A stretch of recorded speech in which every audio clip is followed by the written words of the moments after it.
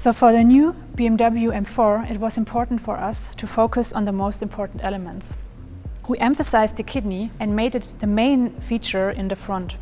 It is bigger and there is much more functions in the kidney. The air is not only going in on top, but also on the bottom. The whole kidney goes into the bonnet and gives it a very powerful look. Also, we have the typical trapezoidal M graphic down here, which creates the big air intake in the front. We know this theme from other M cars, but now it's even bigger.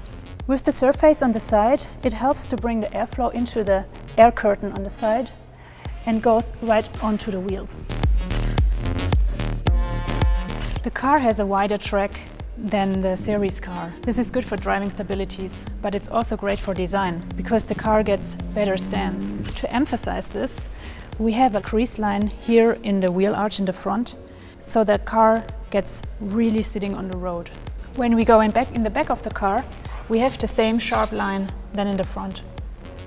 It's dividing the surface and it allows us to make very emotional surfaces onto the wheel.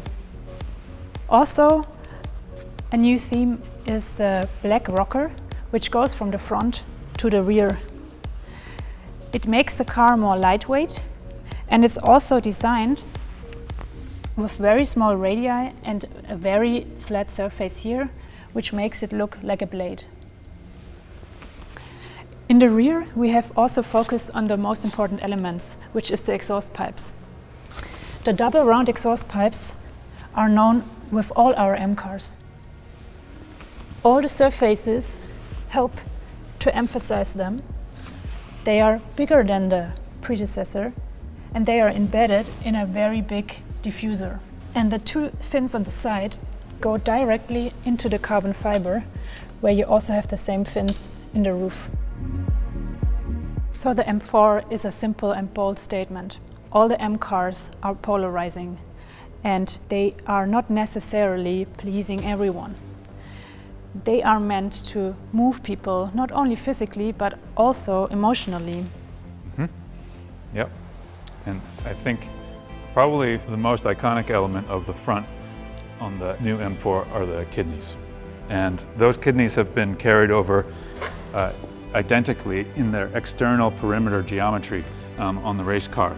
They've been opened up internally for the care and feeding of the racing engine, but ultimately it's still the same geometry on the perimeter, and it's also very, very similar at the front with the trapezoidal sort of lower mouth of the car. And I think together with those elements, the headlights also have this kind of very strong forward inclination, and that's also referencing the new M4, but carrying it slightly further and giving it a little bit even more determined expression. And for a race car, I think that's entirely appropriate given the purpose of it. Also at the front, we have a reference to the air curtain from the new M4, but in this sense, we've actually installed corner lights for improved visibility at super high speeds during endurance races. And this boomerang shape is actually the same as the shadow that's created on the new M4's front surface.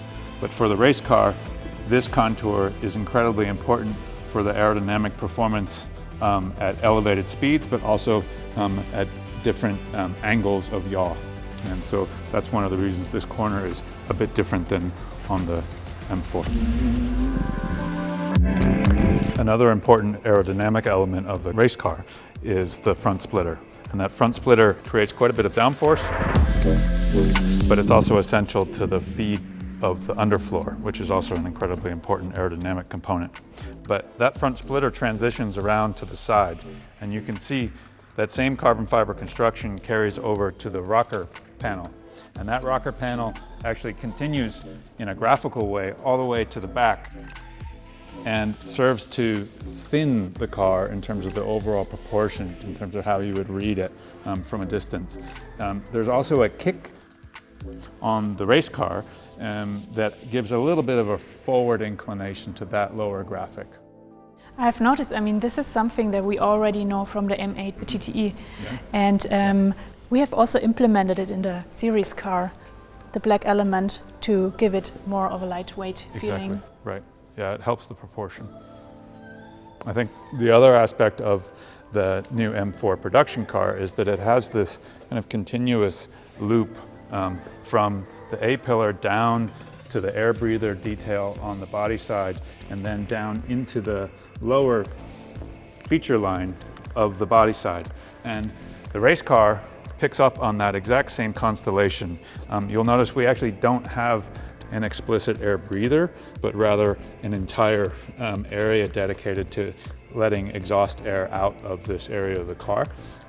But the contour of that line is referenced directly from the new M4. And so it has that continuity that ties the car together, but also helps to kind of structure it exactly the way it does on the production car. It also looks like you were carrying over the roof. Mm-hmm. Yep.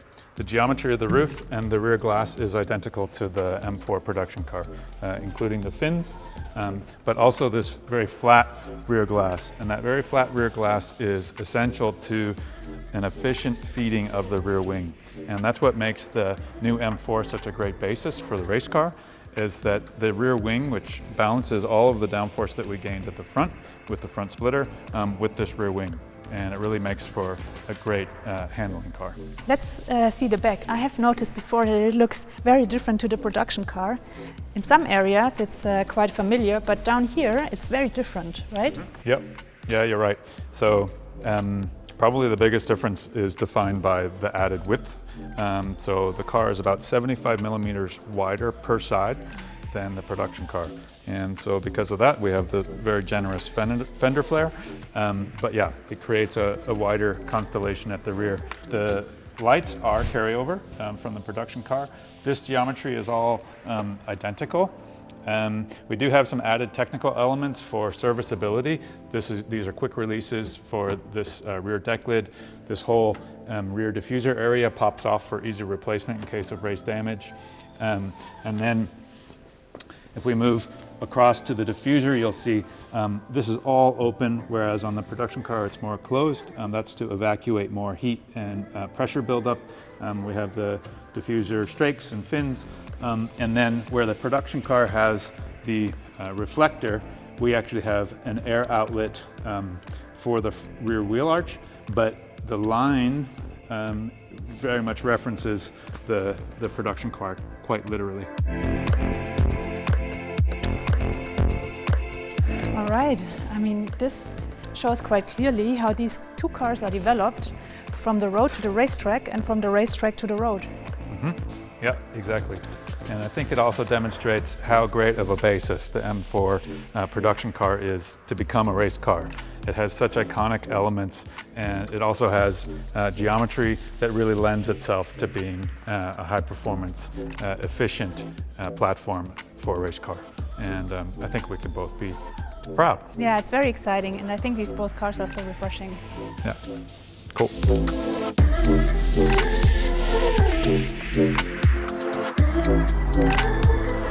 Thank you.